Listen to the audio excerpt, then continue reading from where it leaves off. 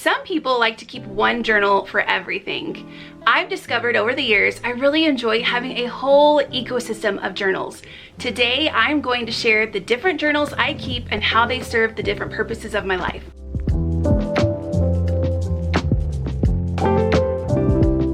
I've been a journal fan for a very long time, and in fact I actually still have a lot of the journals that I wrote in when I was a teenager, and those are pretty funny. My boys love when I read journal entries from my high school and middle school journals. Maybe I'll share them with you in a future vlog. They're pretty embarrassing, but also very hilarious. All that to say, journaling has been something that's followed me throughout my childhood and into my adulthood. And the thing about journaling that is so awesome is that it moves and changes and shapes the different seasons of your life.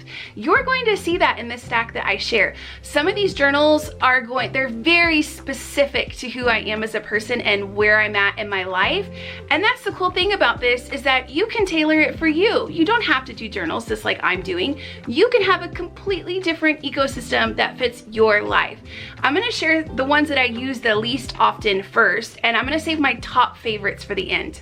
This is my Christmas journal. It's very tiny. I only pull this one out probably late fall, but from fall through January, this journal goes with me everywhere.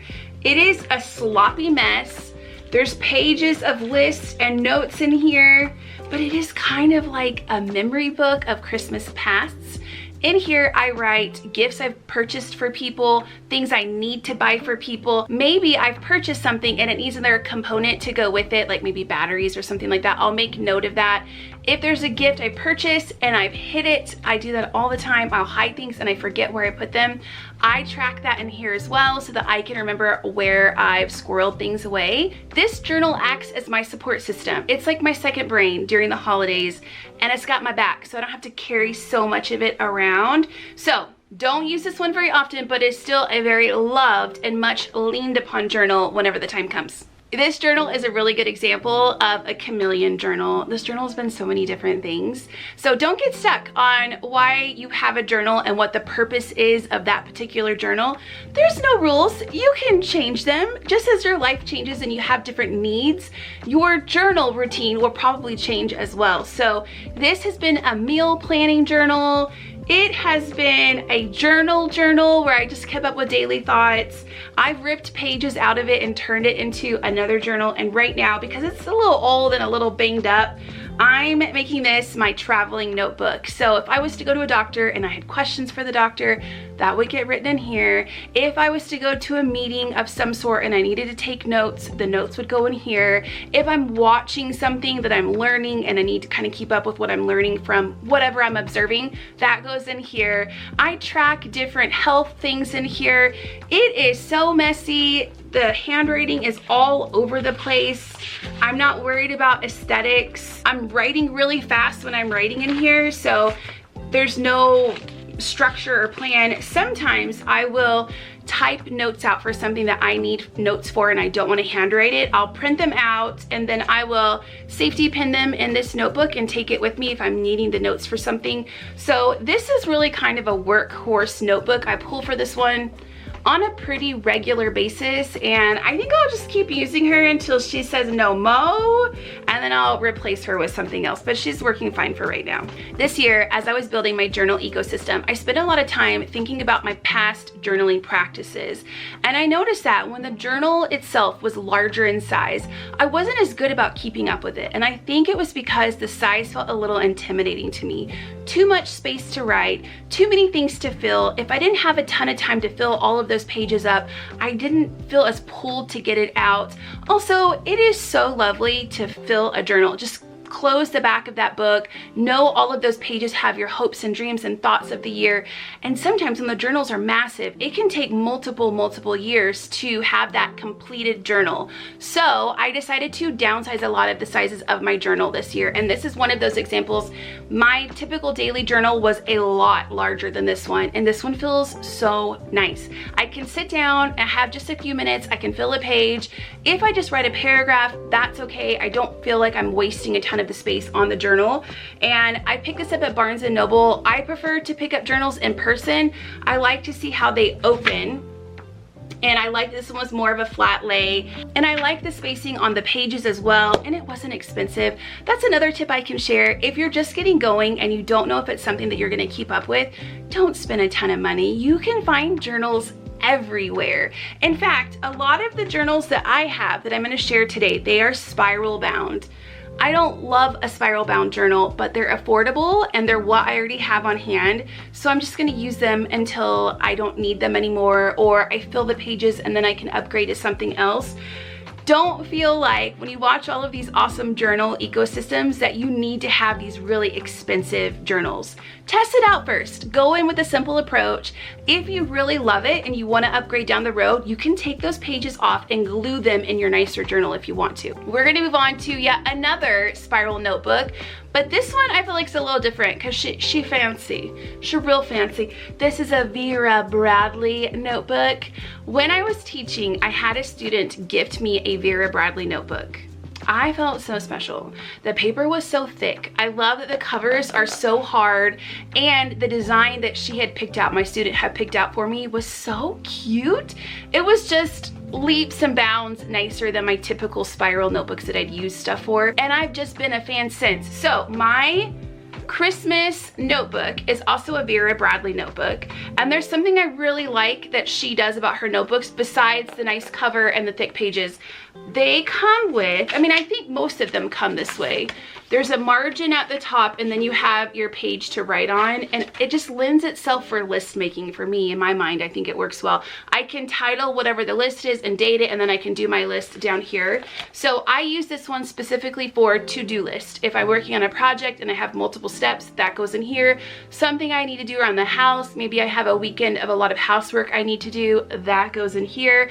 If we're going on a trip and I need to make packing lists, the packing list goes in here. So my little listy friend, and I love the size. The size is so good because I can just take it with me, and it's not really hard to carry around because it's tiny and it's pretty thin. This next notebook is totally a niche notebook.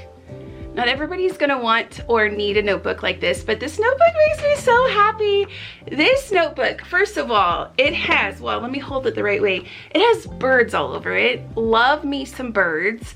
That's why I got it in the first place. And I knew at some point it would just call to me and tell me its purpose. So I've actually had this one sitting on my shelf for a year, just empty, just waiting. And I've turned it into my picture book notebook. I know, that's like totally niche. What I do when I'm reading picture books before I read them to my kids, I don't always have time to do that, but if I do, if I'm like prepping for a lesson or something, we're homeschoolers if you didn't know that, I will grab the picture books I'm reading, I grab this and I jot down ideas of lessons I want to create from the picture book. Maybe I'm inspired by one of the illustrations and I come up with an art project that I want us to do inspired by the page. I will write the name of the book, write the page that I'm referring to, and then write notes about that page. It's just fun. It just, oh my gosh, I didn't even realize I did this. I forgot that I did that. I just have a good time taking notes about the picture books that we're looking at, and I plan a lot of really fun unit studies, mainly for holidays and just to kind of break up our normal school load to make it a bit more creative and fun, and a lot of the planning around the picture books is happening in here, and so it's a good thing. Speaking of fun journals, this next one that I'm about to show is another fun one, and it's one that I'm doing this year that's a bit different than I've done in years past. I love book journals.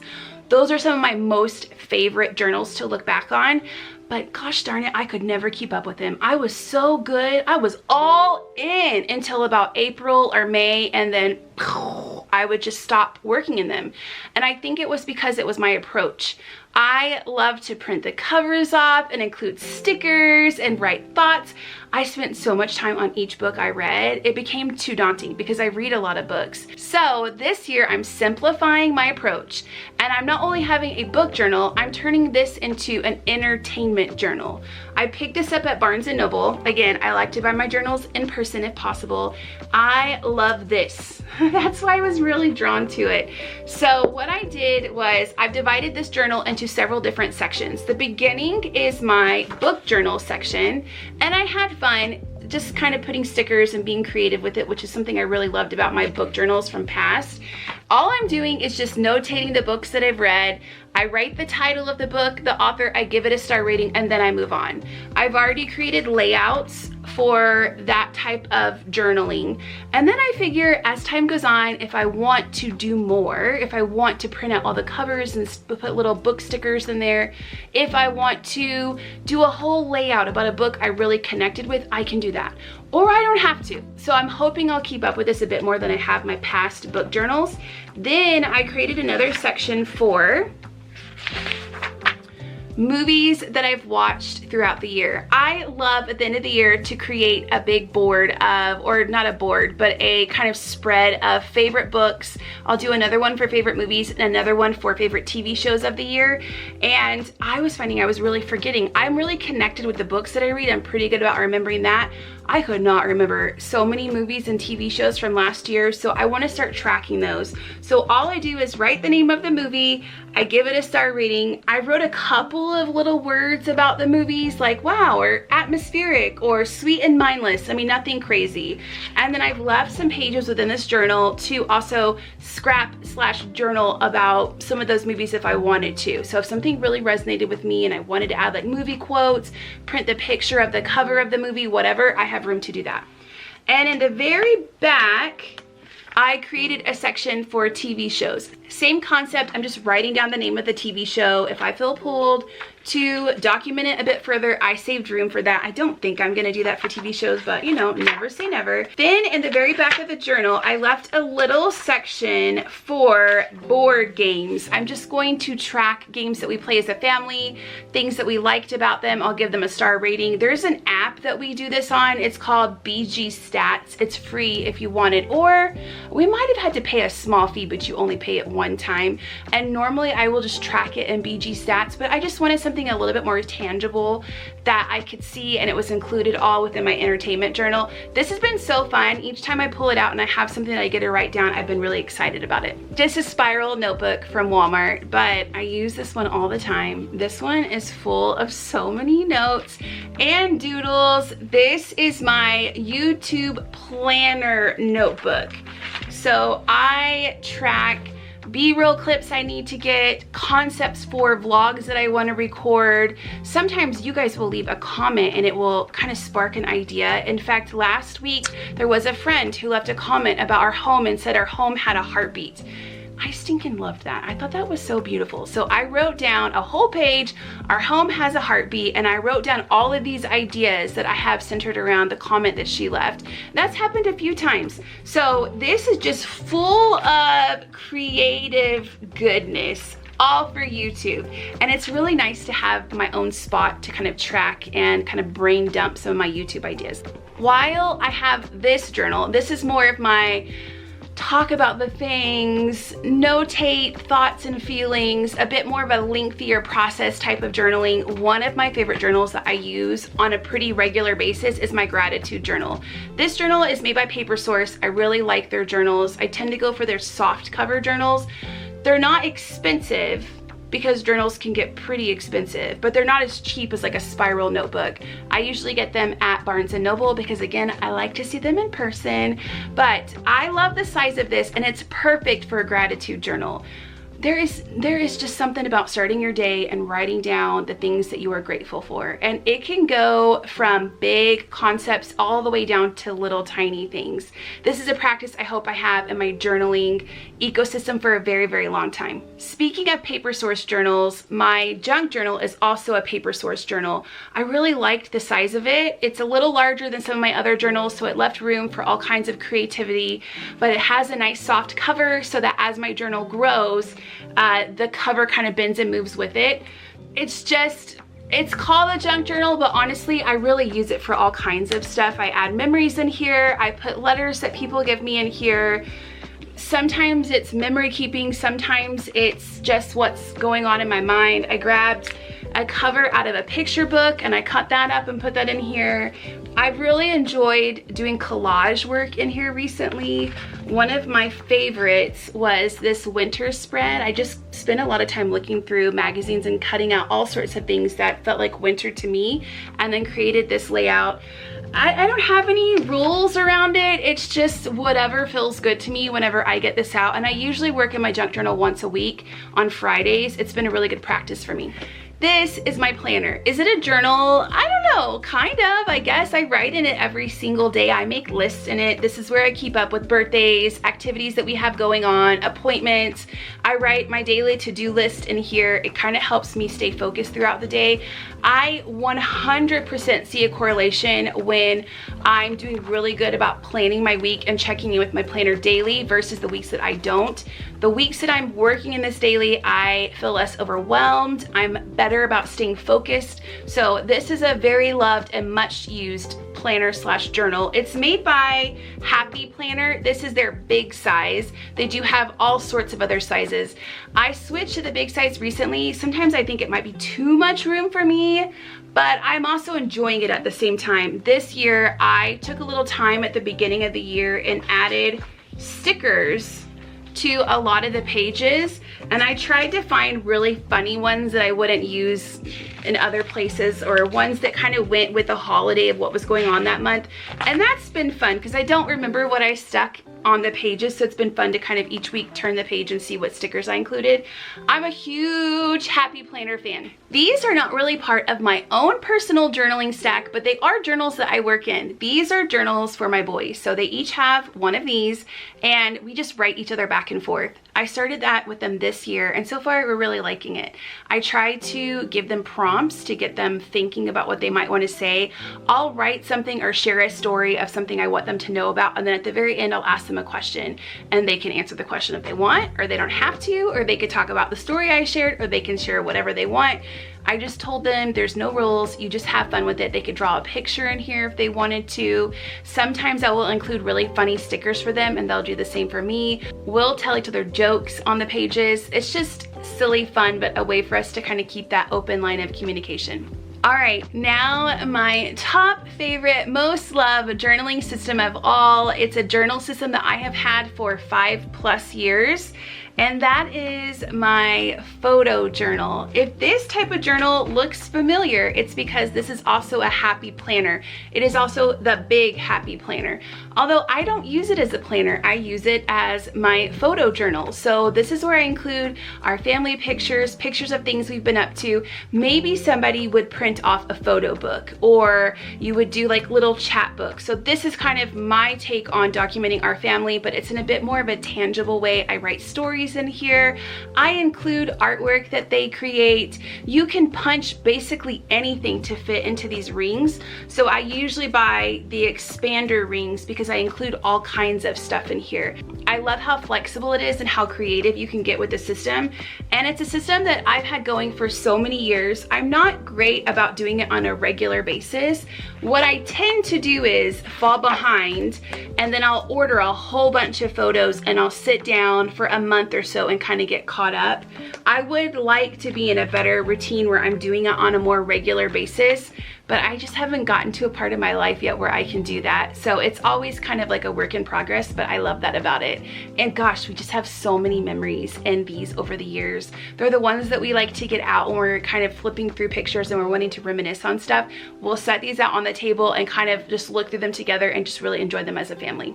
That's a lot of journals, right? So many stinking journals. I know. I really feel like I do a better job of keeping up with my journaling practice when I have different places for them though. I feel like I can be more creative with the process. There's more of a purpose of what I'm doing within each journal, and that kind of motivates me to continuously pull for them. I don't get bored of just doing one journal system because I have so many to pick from. I want to share about how I organize them, but we'll talk about that in a second. Let me just show you the main ones that I'm using on a regular basis because that was a lot. But on the daily, I'm usually working in my planner. Very frequently throughout the week, I'm working in my YouTube thought collector. I'm taking notes in this traveling notebook, daily writing in my gratitude journal, and a few times throughout the week, I write in my longer form journal. Let me show you my system on how I keep my journals organized. I recently thrifted this bag. Before I found this bag, I had my journals in a stack on my desk and I was always rifling through them and I would have them kind of scattered. It got to be too overwhelming for me. So when I found this bag at the thrift store, it was $3. I love the color. I love this blue with red together. And I thought it was wide enough to fit all of my journals, and that once they were in here, the bag would stay upright so that I could just kind of peek in from the top and grab the spine of the journal I wanted. I'm not carting my journals everywhere. This bag doesn't really leave my house, but it just sits next to my desk. It looks a little bit prettier than having them scattered everywhere, and it's easy for me to grab whichever journal I'm wanting to work in. Journaling is one of my most favorite cozy hobbies. It's such a simple way to capture thoughts and ideas and take a little time to be intentional with your life. You don't need to spend a lot of money to make it happen. You don't need fancy journals. You really just need a notebook and a pen and you're ready to go. Before I officially say goodbye, I wanted to let you know I'm going to be taking a break next week. I typically post every Thursday, sometimes more throughout the week, but I'm preparing for Veda, a video every day in April. And I want to take a little time to kind of get some things pre-recorded so that we start the month off with a little bit of a buffer. So I'm going to take a break, but I will see you April 1st and we will kick off our month-long daily vlogging series.